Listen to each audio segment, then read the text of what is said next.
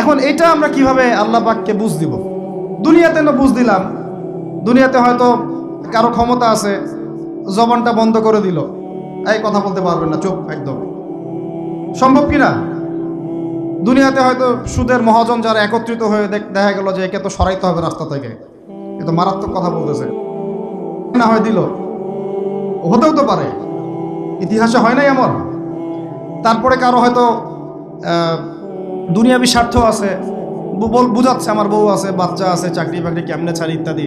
তো সব না হয় বুঝলাম, আল্লাহ পাকের সামনে আপনি এখন কি বুঝটা দিবেন? রাসূলের সামনে দাঁড়ায় কি বুঝটা দিবেন? দিতে হবে কি না জবাবটা? আজ হোক আর কাল হোক দিতে হবে কি না? পরকালে যেতে হবে তো নাকি? তো তাই যদি হয়, এটা যদি আমাদের ফাইনাল ডেস্টিনেশন হয়, চূড়ান্ত গন্তব্য হয়, তাহলে কোন ব্যক্তি বুদ্ধিমান, যে দুনিয়াতে সংশোধিত হয় সে, নাকি পরকালে যে ব্যক্তি অপেক্ষায় বসে থাকে সে? এখন এই সংশোধনের দিকে যদি আমরা দাওয়াত দিই, আমরা কি মৌলবাদী হয়ে যাব? সমাজের শত্রু হয়ে যাব? দেশ ও জাতির শত্রু হয়ে যাব? সুদী কারবার ছাড়া অর্থনৈতিক বিষয় কি চালানো সম্ভব না? হ্যাঁ, যখন এই সুদী ব্যাংকিং সিস্টেম, ওয়ার্ল্ড ব্যাংকেরটা তো 1995-এর দিকে আসছে, তারও আগে ছিল ওই যে ব্রিটেনের দি ব্যাংক অফ ব্রিটেন, যেটা প্রথমে ছিল, প্রথমের দিকে আর কি। ও সারা বিশ্বকে শাসন করতে এক সময়, তার আগে করেছে জার্মানি, তারপরেও আসছে ও। এই পশ্চিমাদের দৌরত্ব ফরাসি বিপ্লবের পরে, তো ওয়ার্ল্ড ব্যাংক আসছে 1995-এর দিকে, 45-এর পরে। এর আগে মুসলমানরা বিশ্ব শাসন করে নাই, চার খলিফা করেন নাই, উমাইয়ারা, আব্বাসীয়রা, ফাতেমেরা, মুঘলরা, তুর্কিরা, উসমানীয়রা, তারা কি বিশ্ব শাসন করে নাই? তো তখন কি সুদ দিয়ে পুরো বিশ্বের অর্থনীতি পরিচালিত হয়েছে? বিকল্প কোনো ব্যবস্থা কি কোরআন এবং হাদিসে নাই?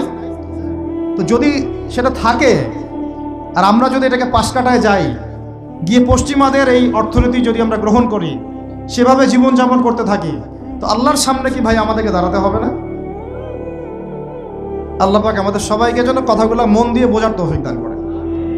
এখন যদি পুরো সিস্টেমটা আমরা চেঞ্জ করতে না পারি, ওই ক্ষমতা আমাদের নাই মনে করেন, ব্যক্তি জীবন থেকে সুদ দূর করা যাবে না?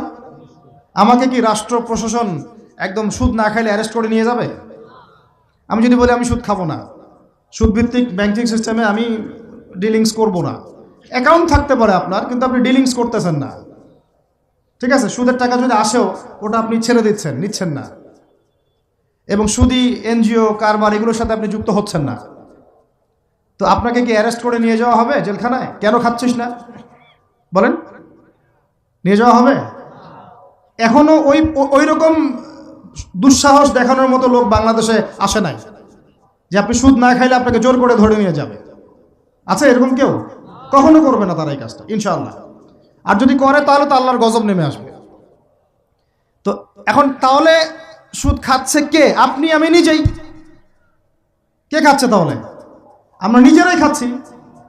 হয় আমি খাচ্ছি, না হলে আপনি খাচ্ছেন, না হলে আপনার স্ত্রী খাচ্ছে, না হলে আপনার বাবা খাচ্ছে। অতএব সুদের মধ্য দিয়ে আমরা আল্লাহ এবং তার রাসূলের সাথে সরাসরি যুদ্ধ করতেছি।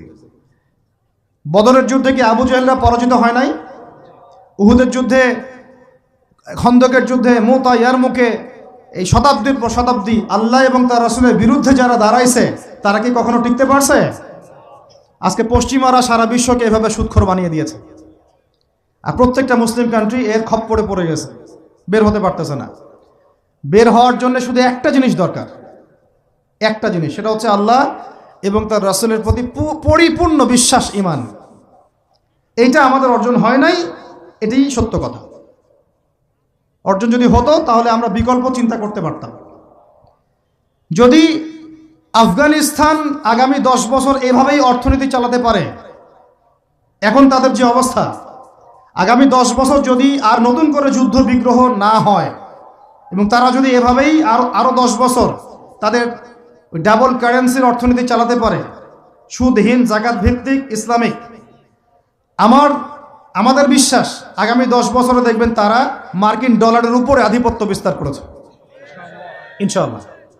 ইনশাআল্লাহ। আমি ইকোনমিক্স নিয়ে পড়াশোনা করেছি ভাই, এমনি কথা বলতেছি না।